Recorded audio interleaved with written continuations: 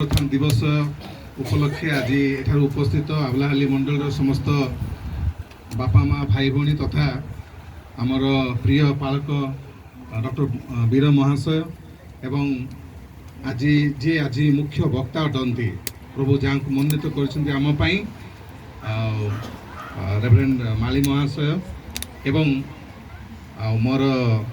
प्रिय भाई सम्बन्धी प्रोफेसर आमर बाइबल कॉलेज प्रोफेसर महाशय एवं आमर आबलाहाली मंडलीर संपादक कोषाध्यक्ष अन्य कर्मकर्ता समस्त को मु आज दिन में शुभेच्छा जनवा संगे संगे समस्त को मोर भक्तिपूर्ण नमस्कार। मु बहुत खुशी मु चिंता कर हुए तो आज आपण सांगे किसी कहवाई कि मुझे शुणा आपमती मत जो सुनाम भाई कहले मु खुशी हेली कारण आम मध्य को आमर माली महाशय आसुचंती हालेलुया वाक्य तो थोड़े मुझे शुणी गाँव में किंतु जेते थर शुणिले सेते नुआ तथा आमर शोष अधिक हो जाए टी पानी पीवा इच्छा लगे सेमती टाइप से आज प्रभु तांको ठीक समय आम समस्त गहन में पहुँचे से आशा अपेक्षा नहीं कि मुझे आज एठार उपस्थित अच्छी तेबे ए शुभेच्छा वार्ता जहाँ मत से कहते मु अल्प क्षण अराउंड 8 ରୁ 10 मिनिट मु कहबी जदि अधिक पलि जाऊँ कि लास्ट जो टाइम देखुचे हाथ उठे बंद कर देवी ठीक अच्छे कारण आम 3टा वाक्य शुणा अपेक्षा निश्चित रूप मुख्य वाक्य को अधिक समय देवा आते पर्यंत आम हृदय और कान सब जिन ठीक रहा दरकार जदि ना आम शुणिपार ना बुझीपार ना आउ जो जिनस आम ये नहीं कि जावा कथा संभव हम ना तेरे जमती आमर डॉक्टर सुनाम पालक महाशय कहते यहाँ गोटे इम्पोर्टेंट डे आम ख्रीस्टियान जीवन में आईटा सबुठ गोटे गुरुत्वपूर्ण दिन अटे जदि दिन न था ख्रीस्टियान विश्वास हूँ तो था किंतु एत मात्रा सफल हो पारि न था आपण मैंने जिते बड़े माथ्यू मार्क लुक जॉन पढ़ी पढ़ी के जी शेष भागरे जीशुंकर समाधि परे परे तांकर पुनरुत्थान विषय लिखा जाए जदि लेखक मैंने से विषय को लिखि न थांते ताहले कौन ही थांता जो माने जीशुंकर शिष्य माने थिले बा लोक माने थिले सेमानक जीवन में कौन ही थांता तेणु जो माने लेखक माने ए सबु पर्व को से माने संयोग करिसंती एक गुरुत्वपूर्ण विषय को से माने संयोग करछंती आ इतिहास रे वर्तमान पृथ्वीर इतिहास रे एई जो माने पर्व गुड़ाक संयोग कराई आमर ख्रीस्टियान गोटे भिन्न परिचय देछि आमर विश्वास को से सफल करिछि जदि ए पर्व गुड़ाक से जोड़ा न था ताले जीशु ख्रीस्ट आज मृत्युंजयी परमेश्वर बोली आमे कहि पारि न थांते आज आमे जो गीत गाइलु प्रथम मरण विजयी तापर द्वितीय रे विश्व इतिहास अति सुंदर गीत आ भाई भौणी माने परिवेशन करुथिले बहुत भल लागिला तेबे ए गीतर मर्म आजिर दिन सफल करे प्रिय माने आमे जेते बेले आजिर दिन को आसुछु बा ए दिन को आमे आगो को बढ़ी बढ़ी के जाउछु आमे ए दिनर महत्व आम जीवन पाई व्यक्तिगत जीवन पाई जदि आमे न जानू ताहले आम पाई किछि लाभ होबो नै हो तो आमे जन्मरु ख्रीस्टियन हेताई पारू किंबा आमे अनेक दिन पर हुए तो ख्रीस्टियन हेताई पारू किंतु ए दिनर मर्म जदि आमे भलो भाबे बुझी नै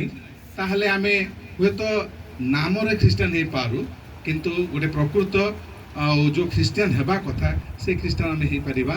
नहीं तेबे आसुची समय मानकरे आपण माने बहुत सुंदर सुंदर वाक्य गुड़ा शुणिबे आ ए दिनर महत्व विशेष महत्व तार ताकू प्रांजल भाव रे प्रभु तांको द्वारा हमको तांको भक्त मान द्वारा कथा आशा करिया को जिबे यदि आपण मु प्रस्तुत से वाक्य को सुनिया पई निश्चित रूपे आपण मते प्रभु निश्चित रूपे कथा आशा करिवे तेबे मु कहउथिली जे ए विषय को चारिटी मंगल सुसमाचार जहाँ लूक जॉन माथ्यू मार्क से माने वर्णना करती आउ आमे टिके मु पढ़िबा को चाहिबे माथ्यू मार्क 16:1-8 मार्क 16:1-8 समय को देखिकी ना मु का को पढ़िया पई कहूनी मु निजे पढ़िबी एवं टिके चिंता करिबा तापरे आमे आगो को बढ़िबा मार्क तार 16 पर्व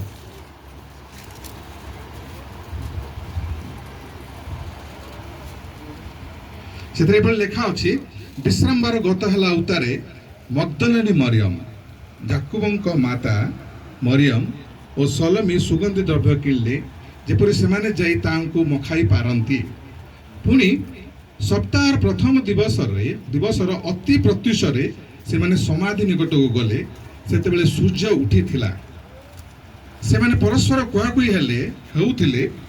କିଏ ଆମମାନଙ୍କ ପାଇଁ ସମାଧି ଦ୍ୱାରକୁ ପଥରଟାକୁ ଗଡ଼ାଇ ଦେବ, କାରଣ ତାହା ଅତି ବୃହତ୍ ଥିଲା। ଏପରି ସମୟରେ ସେମାନେ ଚାହିଁ ଦେଖିଲେ ଯେ ପଥର ଗଡ଼ା ଦିଆଯାଇଅଛି। ସେମାନେ ସମାଧି ମଧ୍ୟରେ ପ୍ରବେଶ କରି ଶୁକ୍ଳ ବସ୍ତ୍ର ପରିହିତ ଜଣେ ଯୁବାଙ୍କୁ ଦକ୍ଷିଣ ପାର୍ଶ୍ୱରେ ବସିଥିବା ଦେଖି ଅତିଶୟ ବିସ୍ଫାନିତ ହେଲେ। ସେଥିରେ ସେ ସେମାନଙ୍କୁ କହିଲେ, ବିସ୍ଫାନିତ ହୁଅ ନାହିଁ। ତୁମେମାନେ କ୍ରୁଶର ହତ ନାଜରିତ ଯୀଶୁଙ୍କର ପରିତ୍ରାଣକର୍ତ୍ତା ରୂପେ ତାଙ୍କର ଶିଷ୍ୟ ଥିଲେ ଆଉ ଶିଷ୍ୟା ଥିଲେ, ବା ଯେଉଁମାନେ ଯୀଶୁଙ୍କୁ ଜାଣିଥିଲେ, ଯୀଶୁଙ୍କ ମରଣ ପରେ ତାଙ୍କର ଅବସ୍ଥା କ'ଣ ଥିଲା ଆଉ ଏଇ 8 ପଦ ସ୍ପଷ୍ଟ ରୂପରେ ଜଣାଏ। କିନ୍ତୁ ଖୁସିର ବିଷୟ, ଯେତେବେଳେ ସେମାନେ ପହଞ୍ଚୁଛନ୍ତି, ମଗ୍ଦଲିନୀ ମରିୟମ ଏବଂ ଅନ୍ୟାନ୍ୟ ଯେତେ ଜଣ ଯାଇଛନ୍ତି ମା ମାନେ, ସେମାନେ ଯେତେବେଳେ ସେ ଜାଗାରେ ପହଞ୍ଚୁଛନ୍ତି ଆଉ ସେ ଆଶ୍ଚର୍ଯ୍ୟର ଖବର ସେମାନେ ସେଠାରେ ପାଉଛନ୍ତି, ଦୂତଙ୍କୁ ଦେଖୁଛନ୍ତି ଆଉ ଦୂତ ସେମାନଙ୍କୁ କହୁଛନ୍ତି ସେ ଆଉ ଏଠାରେ ନାହାନ୍ତି, ସେ ବର୍ତ୍ତମାନ ଉଠି ଅଛନ୍ତି। ତୁମେ ଏ ବିଷୟ ଜାଣିଲ ଆଉ ସେ ବିଷୟ ନେଇ ତୁମେ ଶିଷ୍ୟମାନଙ୍କୁ କୁହ। ପିତରଙ୍କୁ ସ୍ପେସିଫିକାଲି ଲେଖା ହେଇଛି ଆଉ ଅନ୍ୟ ଶିଷ୍ୟମାନଙ୍କୁ କୁହ ବୋଲି ଲେଖା ହେଇଛି। ତେବେ ମା ମାନଙ୍କ ପାଇଁ ଏଇଟା ଗୋଟେ ବଡ଼ ସୁନ୍ଦର ଖବର ଅଟେ। କାରଣ ଆମେ ଜାଣିଛୁ ଆମ ଗାଁ ଗହଳିରେ କ'ଣ ହୁଏ ଯେ ସେମାନେ ଉପାସନା କରନ୍ତି ସକାଳ ସମୟରେ। କାହିଁକି ନା ଏଇଟା ସେଭଳି ଲେଖା ହେଇଛି। ମଗ୍ଦଲିନୀ ମରିୟମ ଆଉ ଅନ୍ୟାନ୍ୟ ମା ମାନେ ସେମାନେ କୋଉଠି ଯାଇଛନ୍ତି? କବରକୁ ଯାଇଛନ୍ତି। ଆଉ ସୁସମ୍ବାଦ ଯୀଶୁଙ୍କର ଜୀବିତ ହେବା ଖବର ସେମାନେ ହିଁ ପ୍ରଥମେ ପାଇଛନ୍ତି। ଆଉ ମଗ୍ଦଲିନୀ ମରିୟମକୁ ଯୀଶୁ ଦର୍ଶନ ଦେଇଛନ୍ତି। ପ୍ରିୟମାନେ, ଆଜିର ଦିନରେ ଗୋଟେ ମହତ୍ୱପୂର୍ଣ୍ଣ ବିଷୟ ଅଛି ଯେ ସେଠି ଆମେ ଯେତେବେଳେ ଅନ୍ୟାନ୍ୟ ଯେଉଁ ଲୁକ ଲିଖିତ ସୁସମାଚାର ମାଥିଉ ଏବଂ ଜୋହନରେ ପଢ଼ିବାକୁ ଯିବା, ସେଠି ଆଉ କେତେଟା ବିଷୟ ଲେଖା ଅଛି। ଆଉ ଟିକେ ଆଉ ସୁନ୍ଦର ଭାବରେ ଯେଉଁମାନେ ଏଠି ଯେଉଁଟା ଛଡ଼ା ହେଇଛି ଅନ୍ୟାନ୍ୟ ବିଷୟକୁ ସେଠି ପୁରା ହେଇଛି। ତାହେଲେ ପ୍ରାଞ୍ଜଳ ଭାବରେ ସେମାନେ ବୁଝେଇବାକୁ ଚାହିଛନ୍ତି। କିନ୍ତୁ ଯଦି ଦେଖିବା କିଛି ସାରମର୍ମ ଏଥିରେ ରହିଅଛି। ଆସ, ଦେଖ, ଆଉ ଯାଅ ଏବଂ କୁହ। ଏ ବିଷୟକୁ ସେଠି ଲେଖା ହେଇଛି। କାହାକୁ ଲେଖା ହେଇଛି? ଅନ୍ୱେଷଣକାରୀ, ଅର୍ଥ ଏଠି ମଗ୍ଦଲିନୀ ମରିୟମ ଅନ୍ୟାନ୍ୟ ଯେଉଁମାନେ ପ୍ରଭୁଙ୍କୁ ଖୋଜିକି ଯାଇଛନ୍ତି,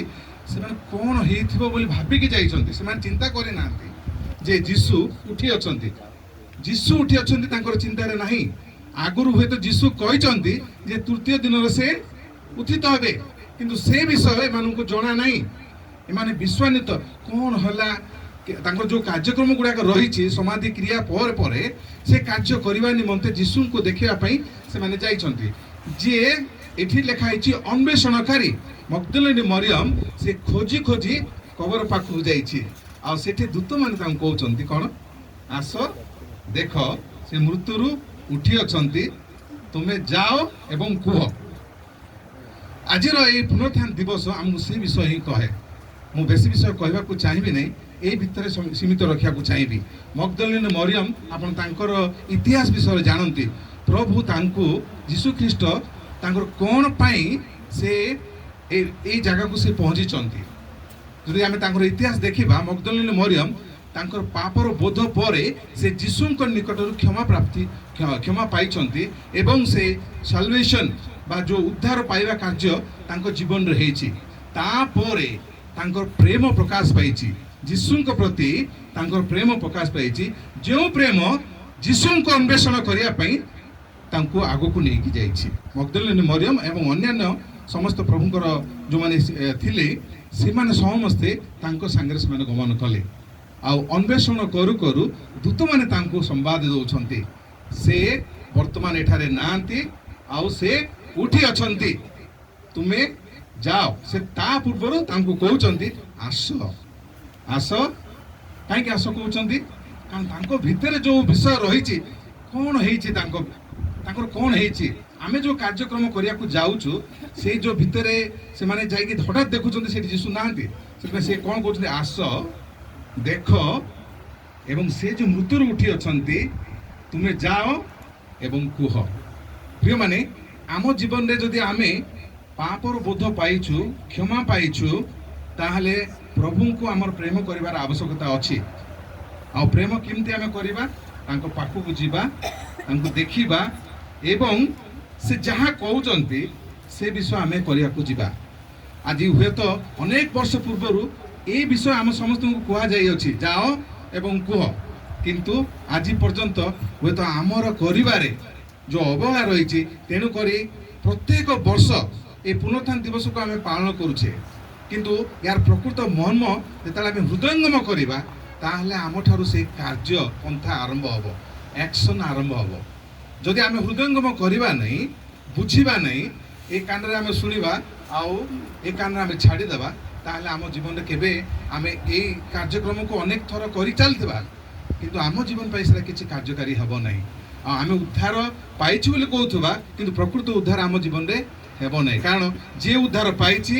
ସେ ଯୀଶୁଙ୍କୁ ପ୍ରେମ କରିଛି ଯେ ଯୀଶୁଙ୍କୁ ପ୍ରେମ କରିଛି ସେ ଯୀଶୁଙ୍କୁ ଖୋଜିଛି ଯେ ଯୀଶୁଙ୍କୁ ଖୋଜିଛି ଯୀଶୁଙ୍କ ବିଷୟରେ ଜାଣିଛି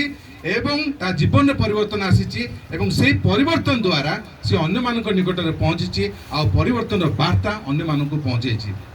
ପ୍ରଭୁ ଆଜି ଆମ ସମସ୍ତଙ୍କୁ ଏ ସୁନ୍ଦର ସୁଯୋଗ ଦେଇ ଅଛନ୍ତି ଆପଣମାନେ ଯେତେବେଳେ କଲସିୟ ତାର 3 ପର୍ବ ପଢ଼ିବେ ମୁଁ ଖାଲି 1ରୁ 7 ପର୍ଯ୍ୟନ୍ତ ପଢ଼ିବି ଏଇ ଯେଉଁ ପୁନରୁତ୍ଥାନ ଦିବସ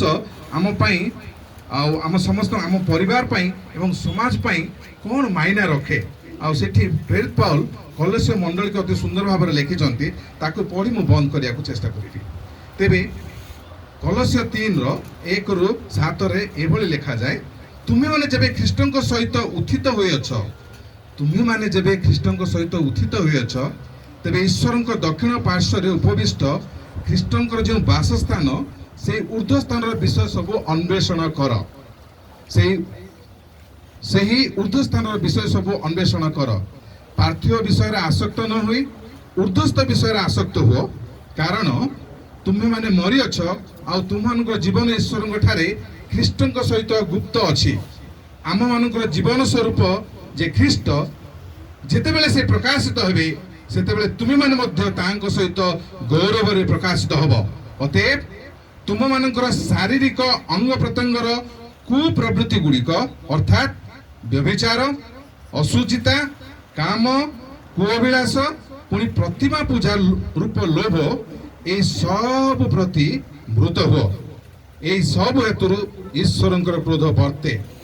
ପୂର୍ବେ ତୁମେମାନେ ମଧ୍ୟ এই ସବୁ ବିଷୟରେ ଆସକ୍ତ ଥାଇ ସେହି ପ୍ରକାର ଆଚରଣ କରୁଥିଲ କିନ୍ତୁ ଏବେ ତୁମେମାନେ ମଧ୍ୟ ଏସବୁ ବିଷୟ ଅର୍ଥାତ୍ କ୍ରୋଧ ରାଗ ହିଂସା ନିନ୍ଦା ମୁଖର କୁଶିତ ବାକ୍ୟ ଏସବୁ ପରିତ୍ୟାଗ କର ତାପରେ ଅନ୍ୟାନ୍ୟ ବିଷୟ ଲେଖା ହେଇଛି এই ଯେଉଁ 3 ପର୍ବରେ 3ଟି ମୁଖ୍ୟ ବିଷୟ ଲେଖା ହେଇଛି ବ୍ୟକ୍ତିଗତ ପରିବର୍ତ୍ତନ ଏବଂ ସମାଜରେ ପରିବର୍ତ୍ତନ ଏବଂ ପରିବାରରେ ପରିବର୍ତ୍ତନ ଯେ କୃଷାର୍ପିତ ଯୀଶୁଙ୍କୁ ଜାଣିଛି ଏବଂ ପୁନରୁତ୍ଥିତ ଯୀଶୁଙ୍କୁ ଜାଣିଛି ନିଶ୍ଚିତ ରୂପେ ତା ଜୀବନରେ ପ୍ରଥମେ ବ୍ୟକ୍ତିଗତ ପରିବର୍ତ୍ତନ ଆସିବ ବ୍ୟକ୍ତିଗତ ପରିବର୍ତ୍ତନରେ ସେ ସମାଜକୁ ବା ପରିବାରକୁ ପରିବର୍ତ୍ତନ କରିପାରିବ ବା ଇନଫ୍ଲୁଏନ୍ସ କରିପାରିବ ପ୍ରିୟମାନେ ଆମେ ଜଗତରେ ଅଛୁ ଅଳ୍ପ ସଂଖ୍ୟକ ଲୋକ ଅଛୁ ମାନେ ଭାରତବର୍ଷରେ ଆମର ସଂଖ୍ୟା ହୁଏତ 2ରୁ 5% ହେଇପାରେ ଆମେ କମ୍ ସଂଖ୍ୟକ ଅଛୁ ଆମର এই କମ୍ ସଂଖ୍ୟକ ଲୋକ ଭିତରେ ଯଦି ଆମ ଭିତରେ ଈଶ୍ୱର ଯୀଶୁଖ୍ରୀଷ୍ଟ ଜୀବିତ ଅଛନ୍ତି ଆମେ ତାଙ୍କ ସହିତ ଅଛୁ ଆମର ପରିବର୍ତ୍ତନରେ ଆମ ପରିବାରର ପରିବର୍ତ୍ତନ ହେବ ଏବଂ ଆମ ପରିବାରର ପରିବର୍ତ୍ତନରେ ଆମ ସମାଜର ପରିବର୍ତ୍ତନ ହେବ ଯାହା ଭାରତର ଅନ୍ୟାନ୍ୟ ଲୋକ ଚାହିଁ ବସି ଅଛନ୍ତି ଆମକୁ ଅନେକ ଥର ସମ୍ବାଦ ମିଳେ ଯଦି ଆମେ ସମ୍ବାଦକୁ ଠିକ୍ ଭାବରେ ନ ବୁଝୁ ତାହେଲେ ଆମେ এই କାର୍ଯ୍ୟକୁ କରିପାରିବା ନାହିଁ ତେଣୁ ଯଦି ଆମେ ପୁନରୁତ୍ଥିତ ଯୀଶୁଙ୍କୁ ପ୍ରେମ କରୁ ଅର୍ଥ ଯଦି ଆପଣ ପାପର ବୋଧ ପାଇଛନ୍ତି ଆପଣ ଉଦ୍ଧାର ପାଇଛନ୍ତି ସାଲଭେସନ୍ ଆପଣଙ୍କ ପରିତ୍ରାଣ ଆପଣଙ୍କ ଜୀବନରେ ଅଛି ତେବେ ଯୀଶୁଙ୍କୁ ପ୍ରେମ କରି ଯୀଶୁଙ୍କ ନିକଟକୁ ଆସନ୍ତୁ ଯୀଶୁଙ୍କୁ ଦେଖନ୍ତୁ ଯୀଶୁଙ୍କ ବିଷୟରେ ଜାଣନ୍ତୁ ଆପଣଙ୍କ ଜୀବନକୁ ପରିବର୍ତ୍ତନ କରନ୍ତୁ ଆଉ ଯୀଶୁଙ୍କ ବିଷୟରେ ଅନ୍ୟମାନଙ୍କୁ କୁହନ୍ତୁ ତାହେଲେ ଆମର ଏଇ ଦିନ ବା ଆମର ଜୀବନ ସଫଳ ହେବ ନହେଲେ ଆମେ ଏସବୁ ବିଷୟ ଏମିତି କରିଚାଲୁଥିବା ଆମ ଜୀବନରେ କିଛି ପରିବର୍ତ୍ତନ ଆସିବ ନାହିଁ ଆପଣମାନେ ଏହାକୁ ଉପଲବ୍ଧି କରିପାରୁଥିବେ ତେବେ ମୁଁ ଆପଣଙ୍କୁ ଉତ୍ସାହ ଦେବାକୁ ଚାହେଁ ଆପଣମାନେ ଯାହା କିଛି କରିଛନ୍ତି ସୁନ୍ଦର ସୁନ୍ଦର ଗୀତ ଗାନ କରିଛନ୍ତି ସୁନ୍ଦର ଭାବରେ ସମସ୍ତ କାର୍ଯ୍ୟକ୍ରମକୁ ଆଗକୁ ନେଇ ଯାଉଛନ୍ତି ଏ କାର୍ଯ୍ୟକ୍ରମ ଏସବୁ ବିଷୟ ସଫଳ କେତେବେଳେ ହେବ ଯେତେବେଳେ ଆମେ ଯୀଶୁଙ୍କୁ ପ୍ରେମ କରିବା ପୁନରୁତ୍ଥିତ ଯୀଶୁଙ୍କୁ ଆମେ ଆପଣେଇବା ଆମ ଜୀବନକୁ ପରିବର୍ତ୍ତନ ହେବା ଦରକାର ଆମ ଜୀବନ ଯେତେବେଳେ ପରିବର୍ତ୍ତନ ହେବ आम परिवार जीवन परिवर्तन हम आम समाज रे गोटे उत्तम इम्पैक्ट आम क्रिएट कर आबलाहाली लोक मैंने अन्य लोक मैंने आपण समस्त को देखुं गजपति आपण मैंने आसछंती कौन व्यवहार नहीं कि आसछंती आपण जदि पुनर्थित जीशु को जानी से व्यवहार निश्चित रूपे परिवर्तन हो जहाँ द्वारा आपणकर जीवन द्वारा से सुंदर सुसमाचार अन्य मान पाखे पहुँचब जदि नहीं आर अपर विषय हम आम जुगु प्रभु निंदा प्राप्त हेबे आम प्रभु से भली न करंतु मु समस्त को उत्साह देवा चाहे जे प्रभु आम समस्त को आशीर्वाद करंतु ए दिन मानक कथाभाषा करंतु आमे जहाँ शुणु हृदयंगम करू एवं कार्य रे ताकू देखू प्रभु आम समस्त को आशीर्वाद करंतु धन्यवाद थैंक यू प्रभु आपको विशेष विशेष आशीर्वाद करंतु आसंत मैंने सामूहिक गोटे गीत गाइबा तापर आम पुनर्बार गोटे शिक्षादान को जीवा सदा प्रभु को धन्यवाद कर कारण से माँ मैंने टिके साहाଯ୍य करिए ओके रेडी 1 2 3 स्टार्ट सदा प्रभु